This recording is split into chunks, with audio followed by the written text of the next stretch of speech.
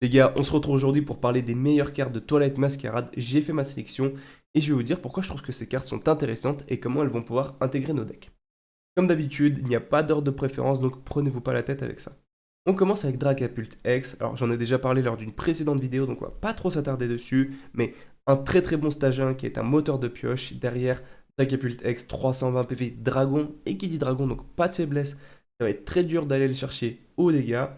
Et une très très bonne attaque pour 2 énergies, tu vas taper à 200 et placer 6 marqueurs de dégâts sur le banc adverse, comme tu le souhaites.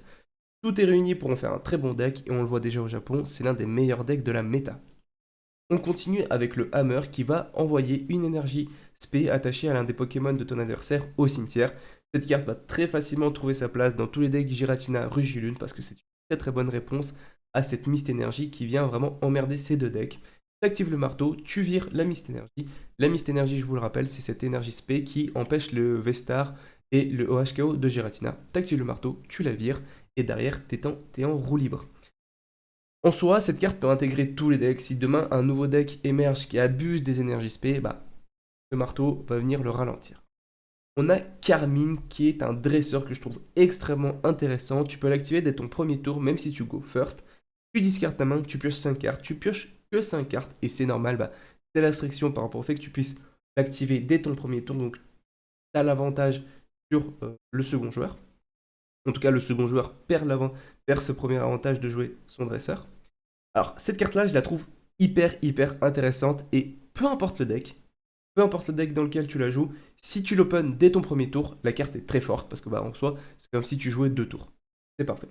C'est une carte que tu vas jouer 3-4 fois pour maximiser tes chances de l'avoir, ou alors dans des decks qui jouent Luminéon permettant d'aller la tuto, il y a un truc à faire.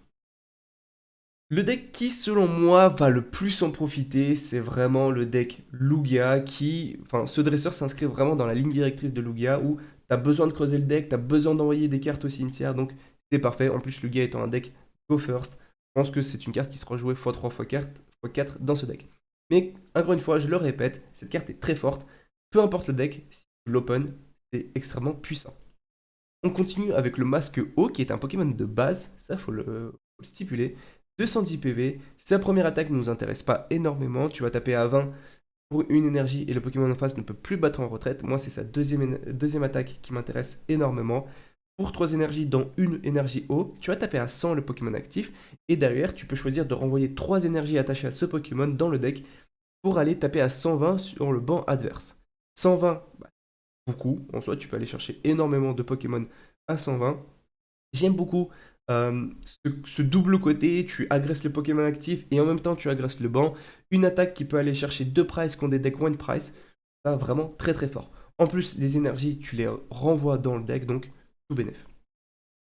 La Legacy Energy, et là on va s'attarder un peu plus sur cette carte parce que cette carte est vraiment très très forte et va apporter un renouveau au deck Lugia, je m'explique.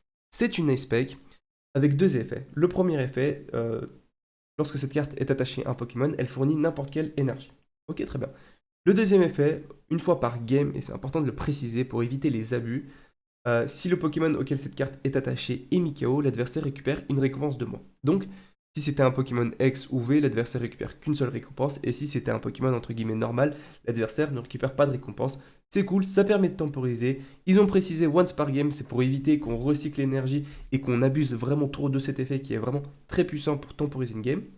Mais moi, ce qui m'intéresse, c'est vraiment le premier effet, et je vais vous dire pourquoi c'est le renouveau de Lugia. En fait, cette énergie va permettre à Lugia d'avoir accès à des Pokémon qu'il ne pouvait juste pas jouer. Et l'accès à ces nouveaux Pokémon va débloquer ce qui manquait cruellement à Lugia, c'est cette polyvalence. Parce qu'actuellement, Lugia, en termes d'attaquant, c'est Lugia, Pachmila et Ronflex. Mais en soi, tu vas attaquer uniquement le Pokémon actif. Tu peux pas attaquer le banc, tu peux rien faire. Là, avec cette énergie, bah, tu vas pouvoir jouer Pomme de Fer. Je ne sais pas pourquoi Pomme de Fer est une carte très puissante. Tu vas pouvoir aussi jouer ce masque haut. Donc, l'énergie haut, ce sera l'énergie spec qu'on a vu précédemment. Et bah, les autres énergies, vous connaissez Lugia, c'est très simple à mettre en place. Et grâce à cette énergie, en fait, bah, Lugia va même pouvoir attaquer le banc adverse. Donc en fait, ça lui ouvre tout un panel de nouveaux Pokémon et donc plus d'options pour récupérer les prices. Et ça, je trouve ça vraiment fort. C'est ce qui manquait à Lugia. On continue avec le Iron Thorn X 230 PV Pokémon électrique de base. Alors, je l'ai mis dans cette vidéo parce que je pense vraiment qu'un deck peut être créé autour de ce Pokémon. C'est un Pokémon, on va d'abord parler de son attaque. Pour 3 énergies, tu tapes à 140 et tu dois déplacer une énergie de ce Pokémon sur un de tes Pokémon de banc. C'est un peu chiant, tu es toujours obligé de lui remettre une énergie, bref, c'est chiant. Mais ce qui est fort, c'est vraiment son talent. Vous allez voir, ça va vous rappeler quelque chose. Tant que ce Pokémon est en poste actif, bah, les Pokémon avec une rulebox, donc un encadré règle, n'ont plus de talent. Ça vous rappelle évidemment Blanche Sim.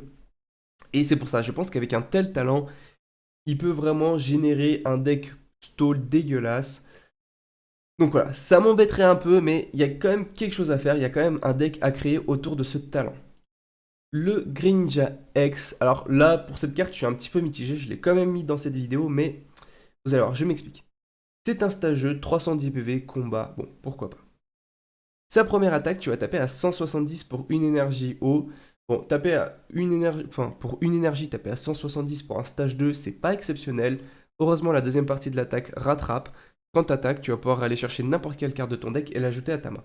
Donc, c'est une carte que tu vas pas en profiter directement, mais c'est une carte pour ton prochain tour, pour te resetup, ou même pour aller charger la deuxième attaque, qui est en soi l'attaque la plus intéressante de ce Pokémon.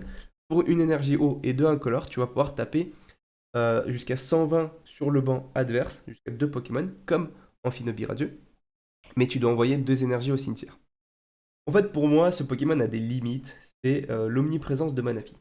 Manafi sera vraiment toujours présent, et en fait, tu vas te retrouver uniquement à taper avec ta première attaque avec ce Pokémon, et c'est vraiment dommage, tu vas perdre toute sa puissance. Je pense quand même qu'un deck peut être créé autour, mais même si un deck est créé autour, bah, le deck sera pas vraiment exceptionnel. On continue avec Tatsugiri. Alors, ce Pokémon-là, je le trouve très fort, très très fort. Et surtout en combinaison avec une carte. Son habilité, une fois par tour, lorsque ce Pokémon est en poste actif, tu regardes les 6 premières cartes de ton deck et bah, en fait, tu choisis un supporter, tu le rajoutes à ta main. Il faut qu'il soit en poste actif. Il a un coup de retraite, c'est ce qui me gênait au début. Après, j'ai vu que les gens le jouaient avec le skateboard et la illumination. C'est que le skateboard, je vous le rappelle, diminue de 1 le coup de retrait des Pokémon.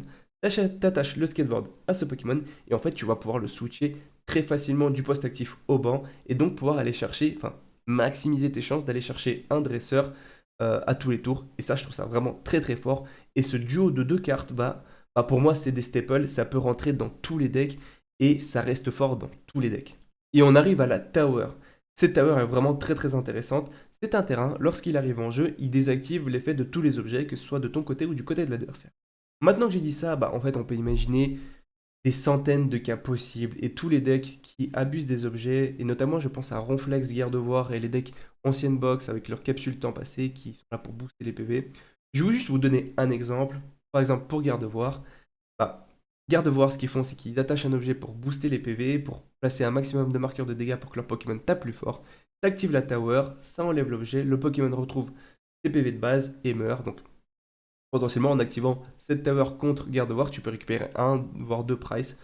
C'est plutôt cool. C'est une carte que je vous conseille d'avoir dans votre classeur. Ça ne m'étonnerait pas qu'on la retrouve dans pas mal de decks. Après, comme je vous l'ai dit, c'est une carte en fonction de la méta. Si demain on a full Gardevoir, full Ronflex, cette carte-là sera dans tous les decks. Mais en tout cas, c'est une carte à avoir. On continue avec Scoop Up Cyclone. Pareil, ça c'est une carte à avoir. Je la trouve plutôt intéressante, mais je me vois pas la jouer. Tu récupères un Pokémon et toutes les cartes qui lui sont attachées dans ta main. En soi, il y a pas mal de petits combos avec. Si tu vois que ton Pokémon est endommagé, qu'il est en danger, bah, tu peux le récupérer pour le resetup. Si tu vois que bah, tu es en late game, tu as un Pokémon de presse qui est en danger aussi, et c'est la seule solution pour l'adversaire de gagner, tu peux le récupérer. Un Pokémon, tu as activé son talent, tu le récupères, tu le réactives. Bon. En fait, la force de cette carte-là, c'est un objet. On a des dresseurs qui font ça, mais c'est des dresseurs et t'as pas forcément envie d'activer un dresseur pour ça. Là, le fait que ce soit un objet, bah, c'est plutôt cool. Heureusement que c'est une spec, que tu peux en jouer donc une seule par deck. Si c'était un objet classique, ce serait vraiment, vraiment trop fort. Mais est-ce que je me vois jouer ça au lieu d'un Prime Catcher? Je ne sais pas. Mais en tout cas, c'est une carte à garder dans son classeur. Le Masquetaire. Alors, le Masquetaire, je le trouve plutôt intéressant et je suis sûr qu'un jour ou l'autre, il trouvera son heure de gloire. 210 PV, Pokémon de base. Son attaque, tu tapes à 140 pour 3 énergies, dont une énergie dans énergie combat. Mais c'est pas ça qui m'intéresse, c'est plutôt son talent. Il ne prend pas de dégâts des Pokémon qui ont une habilité. Lorsque ce Pokémon est sorti, on disait bah c'est la carte qui va détruire Dracofeu. En soi, c'est vrai, c'est une très très bonne carte contre Dracofeu. Bon, Pokémon étant bien fait, il y a toujours des solutions, mais oui, ça oblige l'adversaire à mettre des cartes qu'il n'a pas forcément envie de mettre et à se mettre dans des setups qu'il n'a pas forcément envie de se mettre non plus. C'est une très bonne carte, c'est vraiment une carte de méta qu'il faut conserver dans son classeur et à tout moment elle peut arriver comme repartir le lendemain. On continue avec le Enfer Stamp qui est une nice spec. Tu peux activer cette carte lorsqu'un de tes Pokémon a été mis KO au tour précédent. Les deux joueurs remélangent leurs mains, l'adversaire pioche... Enfin, non, tu pioches 5 cartes et l'adversaire pioche 2 cartes. Alors cette carte-là, pour moi, ça va vraiment être une carte qui va vraiment mettre la pression aux decks Go second, les decks qui ont cette capacité à aller chercher le premier kill dès leur premier tour. Je pense notamment à Pomme de Fer, Ancienne Box, Rugilune et ZB. Voilà, ces decks-là, bah, avant de prendre leur premier kill, avant d'attaquer, ils vont vraiment réfléchir à une, deux, trois fois. Parce que si ils prennent le kill, s'ils n'ont pas un setup parfait, et encore même, je pense qu'un setup parfait en un tour, ça n'existe pas. Et derrière, tu te manges cette carte-là, et bah pour moi, ta game, elle est finie. LZB, je trouve que c'est le deck qui subit le moins cette carte, parce que tu as toujours les Guirilands, tu peux creuser dans le deck. Par contre, tu te prends cette carte-là, alors que tu joues Régilune ou Ancienne Box ou Pomme de Fer, je pense que c'est vraiment catastrophique. En fait, tu vas repartir sur de l'aléatoire. Tu vas piocher 2 cartes. Si t'as pas un moteur de pioche ou des cartes de ce style-là, en fait, tu vas rien faire et tu vas te faire outspeed de fou. En plus, c'est un objet donc, qui est tutorisable par des dresseurs comme Nakara et Pepper. Donc, c'est pour ça que je l'ai mis dans cette vidéo. La carte est très intéressante et c'est une carte qui va vraiment mettre des coups de pression à ce genre de deck. Et on va finir cette vidéo avec Ursaluna X, qui est peut-être la meilleure carte de cette extension. En tout cas, la carte qui peut vraiment rentrer dans tous les decks. C'est un Pokémon de base, 260 PV. C'est vraiment très solide. Son attaque Blood Moon, pour 5 énergies incolores, tu vas taper à 240, mais tu ne pourras pas attaquer lors de ton prochain tour. Par contre, son talent, il dit l'attaque Blood Moon coûte une énergie de moins pour chaque carte récompense récupérée par l'adversaire. Effectivement, c'est vraiment la même chose que Dracofeu Radiant. Sauf que, bah, pour moi, il est meilleur que Dracofeu Radiant, ou en tout cas, il a des avantages. Dracofeu Radiant, t'es obligé de jouer une énergie... Enfin, Dracofeu Radiant demande une énergie feu, donc t'es obligé de jouer cette énergie feu. Donc, déjà, tu rentres une à deux énergies feu que t'as pas forcément envie d'avoir. Alors que ce Pokémon-là, c'est des énergies incolores, donc peu importe le deck que tu joues, peu importe les énergies que tu joues, tu pourras utiliser son attaque. Deuxièmement, bah, Dracofeu Radiant, comme son nom l'indique, c'est un radiant et bah, certains decks ne peuvent juste pas le jouer parce qu'ils sont obligés de jouer Amphinobie ou d'autres Pokémon.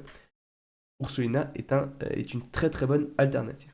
Et je sais pas si vous avez remarqué, si on fait les maths, bah, il demande 5 énergies. Si l'adversaire, il ne reste plus qu'une seule récompense à l'adversaire, ce Pokémon peut taper gratuitement. Il tape à 240. 240, c'est vraiment solide. Tu vas chercher tous les Pokémon X de base et tous les Pokémon V. Donc, tu peux vraiment clutch une game avec ce Pokémon. Le seul avantage que Dracofeu Radiant a par rapport à ce Ursaluna, bah, c'est que c'est un Pokémon One Price, là où Ursaluna est un Pokémon 2 Price. Mais comme je l'ai dit au début de la présentation, bah, il a 260 PV. C'est vraiment énorme. Voilà, c'est tout pour cette vidéo. Dites-moi ce que vous avez pensé des cartes que je vous ai présentées. Si il y a des cartes que vous trouvez intéressantes dans l'extension et j'en ai pas parlé, n'hésitez pas à le dire en commentaire. Évidemment, précisez pourquoi vous trouvez la carte intéressante. J'en discuterai avec vous avec plaisir dans les commentaires. Sur ce, moi je vous laisse et je vous dis à bientôt.